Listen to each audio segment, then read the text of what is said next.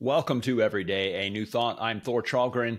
Today, I'm going to talk about writing a mission statement, and I'm going to look back for inspiration to the movie Jerry Maguire. This is part two of the series. Yesterday, in part one, I talked about three of the important lines of dialogue from the scene in the very beginning of the movie where the character, Jerry Maguire, writes his mission statement. Today, I'm going to talk about the movie as a whole, which I believe is a kind of mission statement in and of itself. It's a mission statement for taking risks.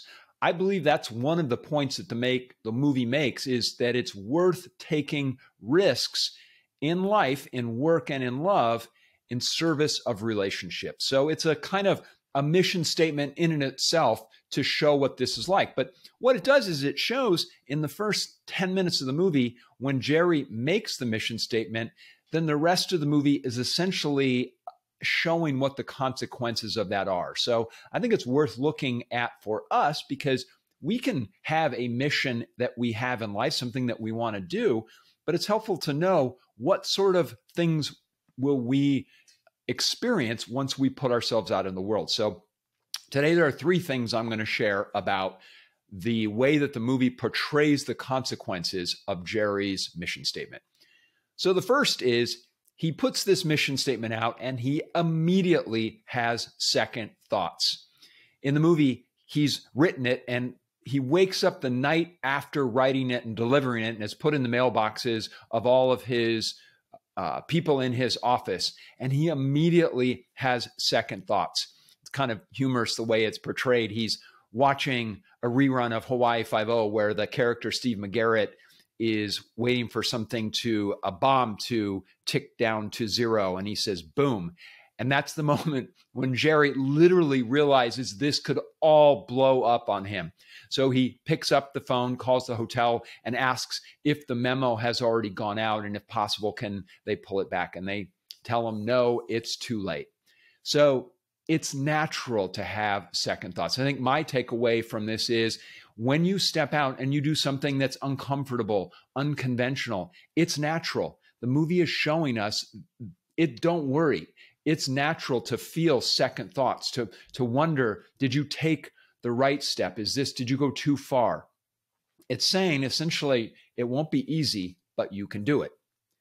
The second point in the movie is it shows that you will be attacked, or at least you can be, and to be prepared for that. It's not more than 10 minutes into the movie when Jerry walks into this hotel lobby where all of his coworkers are, all the other sports agents. They all see him and they've got copies of the memo that he wrote, his mission statement. And he says, his line of dialogue, he says, I was 35. I had started my life. So this is literally the beginning of his journey. And they're all applauding and smiling, but unbeknownst to him, they're immediately undercutting him. We, the audience, hear one agent say to another, how long do you give him? And the guy says, about a week. So these people are cynical. They're already willing to attack him. And they say all of this while smiling. And then when he's back in Los Angeles, we see the impact of him having written the mission statement. He gets fired. And again, it's kind of in a very passive aggressive way where his mentee character named Bob Sugar takes him to lunch and then fires him in a crowded restaurant so that he can't make a scene. Then the next sequence, he's fighting with Sugar to try and keep as many of his clients as he can. And again, Jerry loses almost everyone except for one client played by Cuba Gooding Jr., the character Rod Tidwell. And that's the famous scene where Jerry literally has to scream, show me the money. And at the end of that, character Rod sort of deadpans, congratulations, you're still my agent. So the takeaway from this is the minute Jerry puts this mission statement out there, he's immediately faced with the world who's pushing back against him. So you may face opposition when you step out of your comfort zone like Jerry did.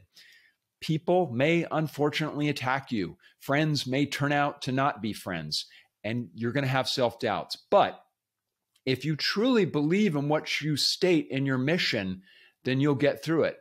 Because, and this is the third most important point I think the movie demonstrates, is you're going to have allies.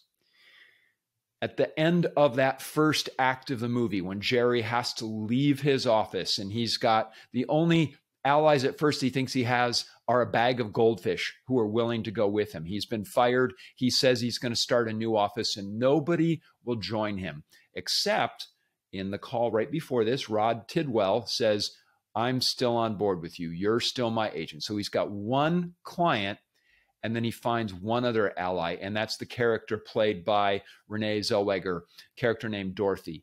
She becomes the second person. She's the only one willing to leave with him when he leaves the office in this sort of humiliating fashion. And she describes why she did it that way. She says, optimism like that is a revolutionary act. She says, you got me.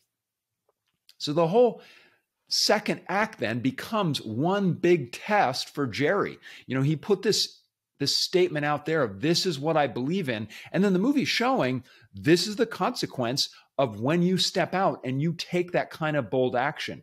But fortunately for him, the second act, he's also traveling his story with that character of Dorothy and with the character of Rod. Those are the allies. And the question is, will they stick with him? And does he know how to allow them into his life and allow them to be part of his journey?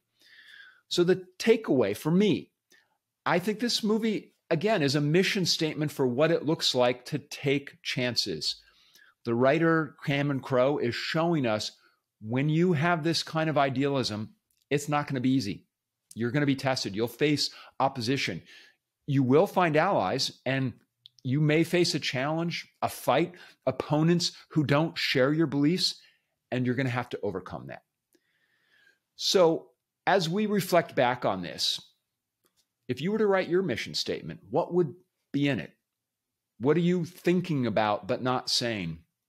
What are you saying but maybe not doing? And then ask yourself, be prepared for what happens when you put yourself out in the world. Are you prepared for that when you try to bring your mission statement to the world? I hope this causes you to reflect on your own life. Go back and listen to those questions. I think it's worth journaling about and looking at your own life and seeing, what do I stand for? What big, bold idea am I willing to essentially go out into the world with, and if necessary, fight to make it happen? Thank you so much for watching this episode today. I appreciate you being with me here. If you enjoyed this episode, please hit like and subscribe to the show. That way, every day there's a new thought episode, you will receive it in your inbox. Until tomorrow, thanks so much for listening.